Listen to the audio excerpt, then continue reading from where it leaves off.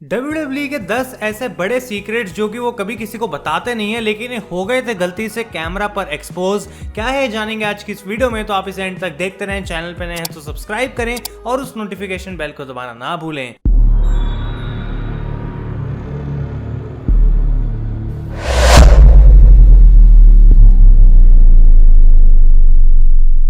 तो गाइस कैसे हैं आप लोग, मैं हूं आयुष और आप देख रहे हैं रेसल इंडिया। और हम इतने सालों से WWE देख रहे हैं टेलीविजन के ऊपर, लेकिन एक बात हमें पता है कि हमें वही देखने को मिलता है टीवी पे जो कि WWE दिखाना चाहती है।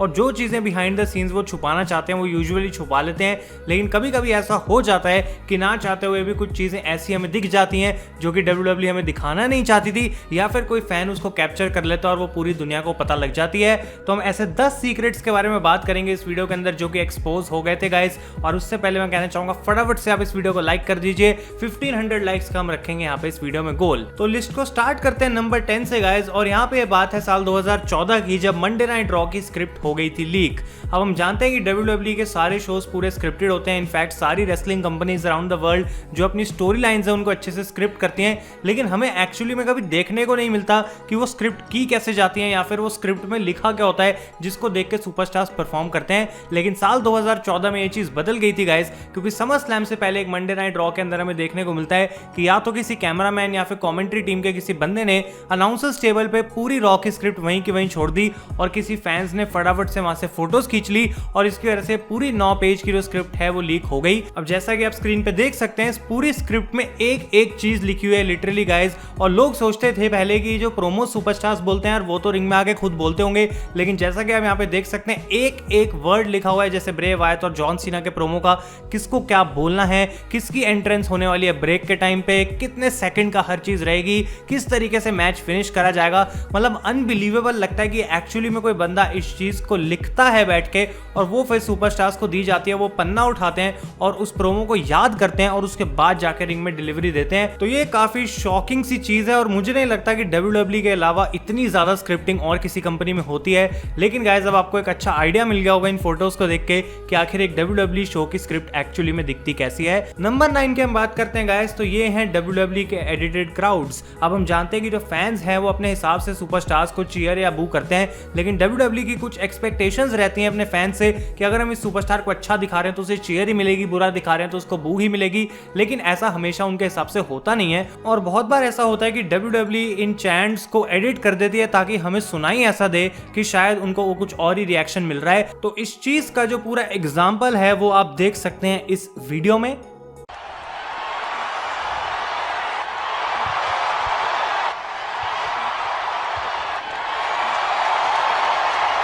तो जैसा कि गाइज आपने देखा, ये एक बात है बहुत पुरानी स्मैकडाउन एपिसोड की, क्योंकि उस समय पे स्मैकडाउन ट्यूसडे को टेप करके फ्राइडे को एयर करी जाती थी। तो WWE के पास समय होता था इसको एडिट करने का। और कितनी ज्यादा फेक चीयर्स और बूज हमें सुनाई दे रही है इस पूरे शो के अंदर। और क्लियरली ये चीज रिवील करती है कि आखिर WWE किस तरीके से एडिट करती है क्राउड की चैंट्स को। तो ये एक और सीक्रेट हो गया था एक्सपोज। नंबर 8 की हम बात करते हैं गाइज, तो ये है समय फरवरी 22, 2016 episode of Monday night raw का, जहां पे हमें एक ब्रॉल देखने को मिलती है ट्रिपल एच और रोमन रेंस के बीच में। अब इस ब्रॉल में एक मोमेंट हमें देखने को मिलती है जहां पे रोमन रेंस का सर पीटते हैं ट्रिपल एच बहुत बार एक टेबल में, और उसके एकदम अगले शॉट में हमें देखने को मिलता है कि रोमन रेंस के सर से बुरे तरीके से खून आ रहा है। अब जबकि टीवी पे ये चीज लीक नहीं हुई थी, किसी फैन ने गाइस ये पीछे से वीडियो रिकॉर्ड कर ली थी जो आप अब देख सकते हैं। और इसके अंदर आपको क्लियरली यहाँ पे दिख रहा है कि किस तरीके से रोमन रेंस को बायरन सैक्सटन ने कुछ दिया है और उसका यूज करके रोमन रेंस ने अपने सर पे मला और उसकी वजह से खून निकल के आ गया। तो यहाँ पे इस चीज को करने के लिए एक फेक ब्लड कैप्सूल का इस्तेमाल करा गया था जिसकी वजह से इतना सारा खून दिखाया जाए रोमन के चेहरे पे। और क्योंकि ये चीज टीवी पे नहीं दिखी थी, WWE ने हमें बाद में बताया कि रोमन रेंस की नाक टूट चुकी है जिसकी वजह से उनको एक सर्जरी भी चाहिए। तो ये बहुत फनी था क्योंकि एक्चुअली में रिवील हो गया था कि यहाँ पे उन्होंने किया क्या है। नंबर 7 की हम बात करते हैं गाइस, तो ये है सिन कारा की सीक्रेट एंट्रेंस। अब जबकि सिन कारा का कैरेक्टर WWE में बहुत बार एवोल्यूशन के थ्रू गया है, बहुत सारे अलग अलग सुपरस्टार्स ने इस कैरेक्टर को परफॉर्म करा है, लेकिन जो एक चीज हमेशा सेम रही है वो है सिन कारा की एंट्रेंस। अब हम देखते थे टीवी पे कि किस तरीके से सिन कारा रिंग के बाहर आते हैं हैं, छलांग मारते हैं और सीधा रिंग के अंदर। मतलब लोग सोच रहे होंगे कि भाई इतनी ज्यादा छलांग कोई कैसे मार सकता है। तो WWE हमें एक्चुअली टीवी पर कभी दिखाती नहीं थी कि इसकी एग्जीक्यूशन कैसे होती है, जबकि आप लोग शायद ऑलरेडी जानते होंगे। लेकिन एक बार हमें टीवी पर देखने को मिलता है गाइस कि एक ट्रैम्पोलिन लगी हुई है रिंग के बाहर जस्ट, जिसके ऊपर कूद के सिन कारा रिंग के अंदर सीधा चले जाते हैं। और एक बार तो ऐसा भी हुआ था कि उन्होंने ट्रैम्पोलिन का इस्तेमाल करके छलांग लगाई, लेकिन तब भी वो रोप से टकरा गए और वो पूरे तरीके से उनकी एंट्रेंस बॉच हो गई थी, जो कि काफी फनी था। नंबर 6 की हम बात करते हैं गाइस, तो ये है समय जब विंस मैकमैन ने मंडे नाइट रॉ पे ड्रॉप कर दिया था एफ बॉम्ब। अब अगर आपको नहीं पता है तो ब्रैड मैडॉक्स एक समय पे WWE में आया करते थे, जिनको रिलीज कर दिया गया था क्योंकि उन्होंने लैंग्वेज गलत यूज करी थी और वो चीज WWE ने सही नहीं समझी थी। तो इसके बाद गाइस हम जानते हैं कि कभी कभी पॉल हेमन या फिर स्टेफनी मैकमैन जैसे लोग हैं जो कि कर्स वर्ड्स यूज कर लेते हैं और उनको ब्लीप आउट कर दिया जाता है टीवी के ऊपर। और ये एक्सेप्शंस हैं क्योंकि WWE कभी भी अलाउ नहीं करती है ऐसे कर्स वर्ड्स का इस्तेमाल करने की। लेकिन जो मैं आपको बताने वाला हूं वो एक एक्सेप्शन है गाइस, क्योंकि हमें देखने को मिलता है साल 2016 की फास्टलेन के बाद जो मंडे नाइट रॉ हुई थी, जहां पे शेन मैकमैन ने अपना बहुत ही कमाल का रिटर्न किया था इन डेट्रॉइट मिशिगन। विंस मैकमैन को वो आके यहाँ पे कन्फ्रंट करते हैं और हमें देखने को मिलता है कि किस तरीके से विंस मैकमैन गाली देते हैं शेन मैकमैन को, एफ बॉम्ब ड्रॉप करते हैं और वो टीवी पे ब्लीप आउट कर दिया जाता है। लेकिन ऑब्वियसली कुछ फैंस ने अरीना में जो थे उन्होंने वीडियो बनाई, विंस मैकमैन ने यहाँ पे क्लियरली एफ बॉम्ब ड्रॉप करा और इससे हमें पता लगता है कि जबकि ये सारे वर्ड्स बैंड है, the boss Vince McMahon can say whatever he wants to say. और गाइस ये वीडियो क्योंकि लीक हो गई थी ऑनलाइन तो क्लियरली ये चीज भी प्रूव होती है। नंबर 5 की हम बात करते हैं गाइस, तो ये है जब WWE की ब्लेडिंग टेक्निक बुरे तरीके से एक्सपोज हो गई थी। अब हम जानते हैं कि आज के दिनों में WWE में ब्लेडिंग करना बिल्कुल मना है और अगर गलती से भी कोई सुपरस्टार करता है तो उसको बहुत बड़ा फाइन लगता है और जब से PG एरा स्टार्ट हुई है ऐसा ही हुआ है। लेकिन रेसलमेनिया 31 में ये चीज नहीं फॉलो हुई थी। हमें देखने को मिलता है कि किस तरीके से रोमन रेंस धक्का लगाते हैं ब्रॉक लेसनर को और ब्रॉक लेसनर जाके सर सीधा उनका लगता है रिंग पोस्ट में। लेकिन जब यही चीज हमें स्लो मोशन में दिखाई जाती है तो हमें देखने को मिलता है कि किस तरीके से ब्रॉक का सर दूर दूर तक टच भी नहीं हुआ रिंग पोस्ट से। तो बाद में बात निकल कर आई थी कि एक्चुअली में उस मैच में ब्रॉक लेसनर ने ब्लेडिंग करी थी और रेफरी ने हेल्प करा था ब्रॉक लेसनर को ब्लेड करने के लिए। और गाइस यही नहीं, सिर्फ इतना, एक मैच हुआ था रैंडी ऑर्टन और जॉन सीना का, एक हेल इन अ सेल मैच, जहां पे क्लियरली हमें रिंग में ब्लेड गिरा हुआ दिखता है और कैमरा एंगल पे वो एक्सपोज हो जाता है कि जॉन सीना यूज करते हैं ब्लेड का और उसके बाद रेफरी उठा के उसको वापस ले लेता है। तो ये ऐसा बहुत बार हो चुका है कि WWE ब्लेडिंग का यूज करती है और वो कैमरा पे ट्रिक एक्सपोज हो जाती है, जो कि फैंस बिल्कुल भी देखना पसंद नहीं करते। नंबर 4 पे गाइस आता है पॉइंट कि जब सुपरस्टार्स अपने मूव इतनी तेजी से चलाते हैं रिंग के अंदर कि हमें पहले से ही पता लग जाता है कि अगला मूव क्या होने वाला है। अब जबकि कुछ रेसलर्स इस चीज को बहुत अच्छे से परफॉर्म करते हैं, बहुत धीरे धीरे से अपने मूव अपने ओपोनेंट को बोलते हैं कि अब हमें क्या करना है, लेकिन कई बार हमें ऐसा देखने को मिला है कि हमें क्लियरली टीवी पर ही सुन जाता है कि क्या सुपरस्टार मूव के बारे में बोल रहा है। और स्पेशली गाइस यहाँ पे जॉन सीना और पेज के साथ ये चीजें बहुत बार हो चुकी हैं, जैसा कि आप अब सैंपल में एक ये वीडियो देख सकते हैं।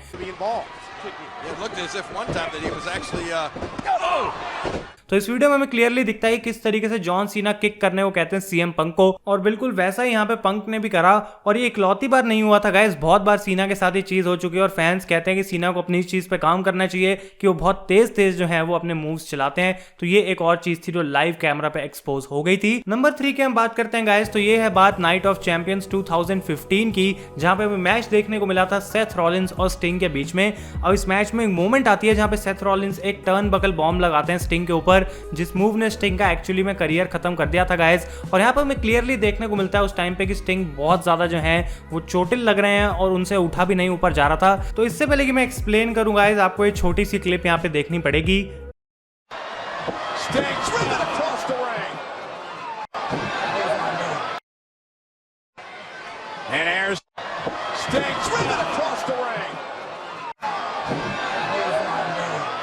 तो जैसा कि आपने देखा इस क्लिप के अंदर सेथ रॉलिंस क्लियरली अपोलोजाइज करते हैं स्टिंग को और कहते हैं दिस वाज ऑन मी, क्योंकि उनको ये बात रियलाइज हो गई थी कि स्टिंग चोटिल है। और गाइस हम जानते हैं कि यहाँ पे स्टिंग का जो मैच था आखिरी मैच था और उसके बाद से वो आज तक WWE में कभी लड़े नहीं है। नंबर 2 की हम बात करते हैं गाइस, तो ये है जब माइकल कोल पकड़े गए विंस मैकमैन से बात करते हुए लाइव ऑन एयर, और हमें सुनता है कि आखिर किस तरीके से विंस जो है वो दिमाग खराब करके रखते हैं अनाउंसर्स का। तो फटाफट से आप ये क्लिप देखें, फिर मैं आपको बताता हूँ कि एक्चुअली में यहाँ पे हो क्या रहा है।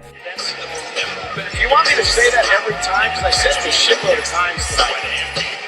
Okay, I got it, sir. I just didn't know if you want me to hit it every time, but I'll do that from now on. Okay, you got it. Thank you.